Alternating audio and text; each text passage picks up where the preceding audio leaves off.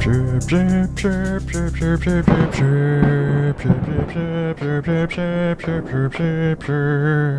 EA wants you to know they really, really care about single-player games, except they really kind of sort of don't care about single-player games. You're too large. You, take his place. Too large.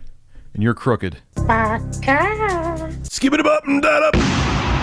Hey everybody, your favorite man with an ass is now on Cameo. You could get your own personalized video message sent directly from me to you. Link to my Cameo below in the description. I look forward to seeing you there. So if you remember recently, EA got roasted for putting up a really stupid tweet where they were trying to be edgy and hip with the kids, like the hello fellow kids meme.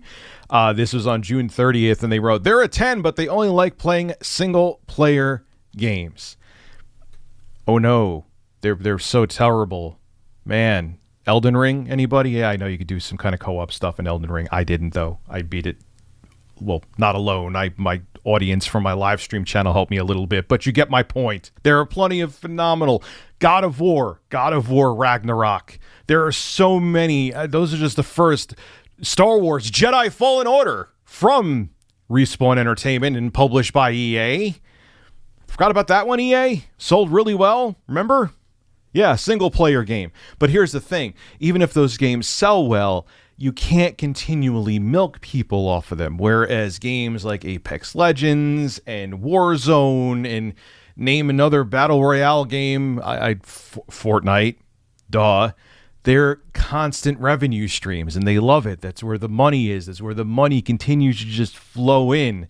So they are like, yeah, we like single-player games. We don't really like single-player games. If we had it our way, we would have everyone playing live service games so we could just keep milking money out of their pockets. But sure, we love them now. Well, EA CEO Andrew Wilson said this about single-player games during his first quarter earnings call, and it's just fluff. I mean, yeah, I'm sure EA is going to continue to come out with single-player games, but it's not going to be their focus. This is what he had to say. He went on to describe them as really, really important, and let me continue. Our players, on balance, they have these core motivations: inspiration, escape, social connection, competition, self-improvement, creation, these things that bring us together as players of games.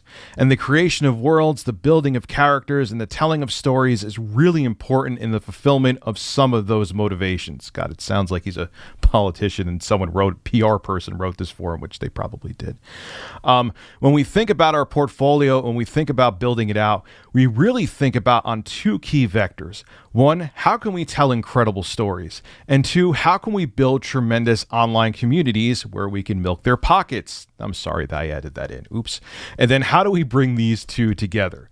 So when you look at our portfolio, what you should be looking for is, how are we doing that? How are we building these worlds and telling these stories? How are we developing global online communities? And how are we bringing those two things together for the fulfillment of motivations? And what we see when we get that is, one, we grow our network, and two, we grow the amount of time that players in our network spend in and around our games and spend more money. Just filling in the parts he left out there.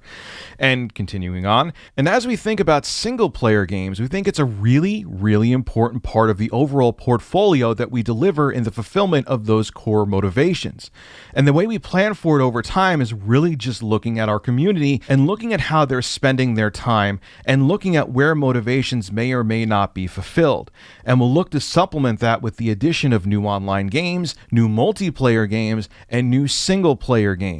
Okay, so now he's done pretending like he really gives a crap about single-player games. This is where the mask slips a little bit. If we think about the model impact and the financial impact of it, I think the first thing to always keep in mind is that live services still encompass, on a trailing 12-month basis, over 70% of our business. And that has been proven very reliable, highly reoccurring revenue stream, and that will still be the predominant driver in our profit and loss long term. There it is. And I got numbers to prove what he's saying there. Look, man, most games in the future are going to be services, unfortunately. There's going to be amazing games that come out from Sony, first-party IPs, and other developers. They're going to make amazing single-player games, but A lot of the industry is going to tilt towards the multiplayer, service-based, constantly getting money from the people that play their games experiences, and here is why. This is how much money EA made from microtransactions from March 2021 to April 2022. This comes from Statista.com. Statista. Something else break on you? No. You have a big hole. In the fiscal year 2022, March 2021 to April 2022, gaming publisher Electronic Arts generated approximately $3.91 billion in revenues from extra content sales, microtransactions, with almost half of it being associated with the company's sports games Ultimate Team Mode, as well as extra content for the Apex Legends franchise.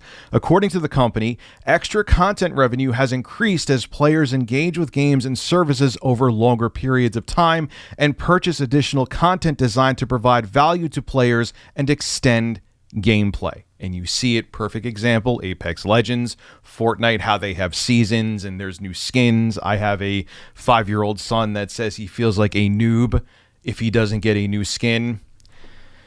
I'm screwed. But you get my point. My son is a revenue stream. I don't let him buy stuff all the time, very rarely, but he does buy skins occasionally, and that adds up. How many other 5 and 10-year-olds are buying skins and stuff in Fortnite?